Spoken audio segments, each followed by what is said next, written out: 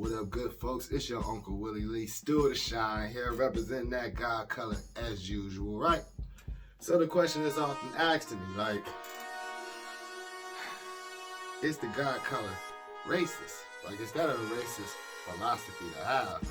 Surely it must be some kind of black supremacy theory, right?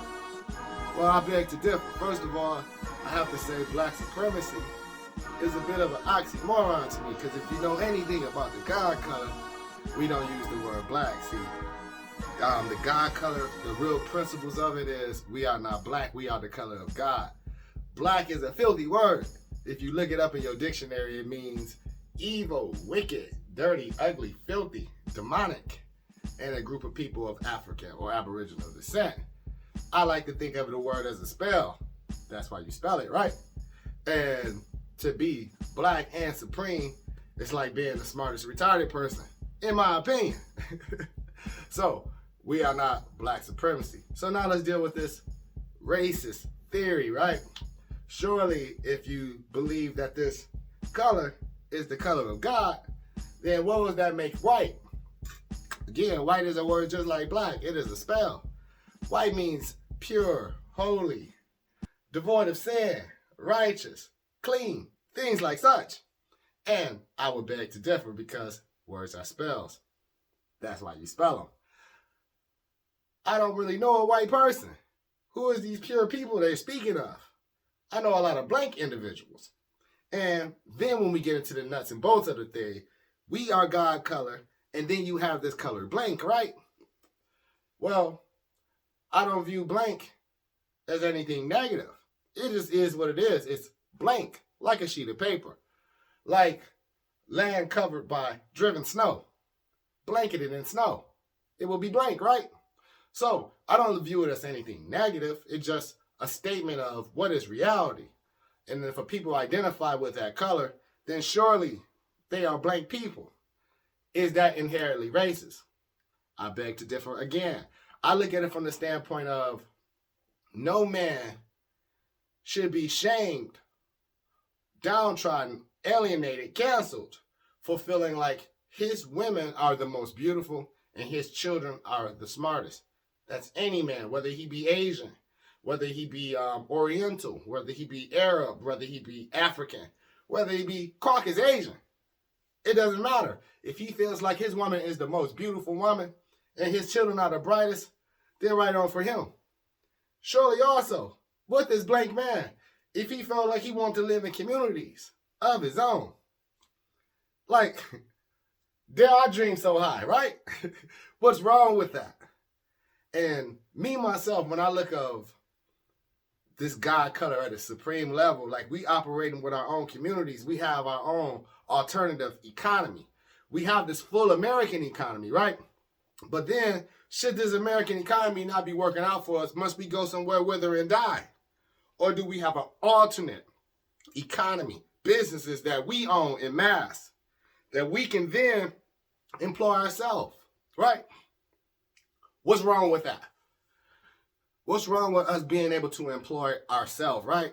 And likewise, when I think about myself, being able to have a business, say my business has 1,000 employees, I would like to employ 1,000 God colored men, God if you call them, or 1,000 goddesses. You would call her a black woman, right? So if I had 1,000 goddesses in a business or 1,000 gods in a business, why can't the blank man do the same?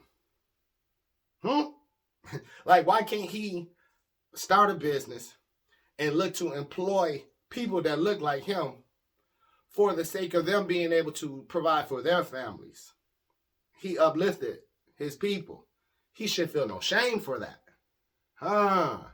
So I don't view it as a racist philosophy. The God color is merely a way of us hitting the reset button a bit. Like, damn, God in this Bible, this Elohim, this Yahweh, this Jehovah, he gave this man Adam the power to name, right?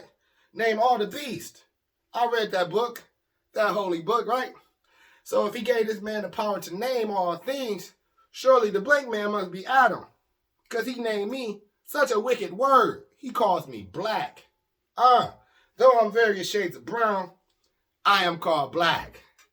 That's crazy to me. Somebody had the power to name me. Man, so crazy. A man who lacks hue, devoid of hue, blank in color. He has no hue, and yet he calls me 3/5 of a human. How can a man with no hue tell me what is a human? Crazy to me.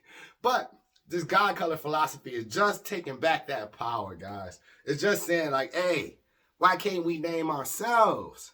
Why can't we provide our own name?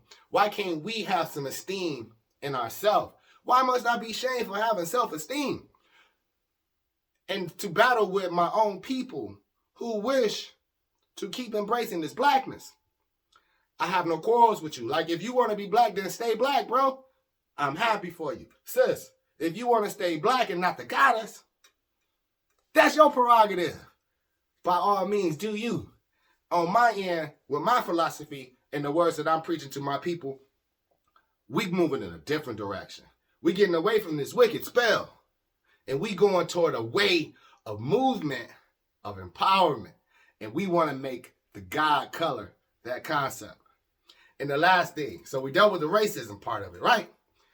And we also dealt with the black supremacy part of it, right? Well, now we also must deal with this God concept. So the God concept, to me, this is what God is in the God color. For me, right? We already dealt with the color. The color, right? That's God color.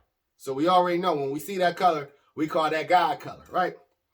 But we also must deal with who would that God be.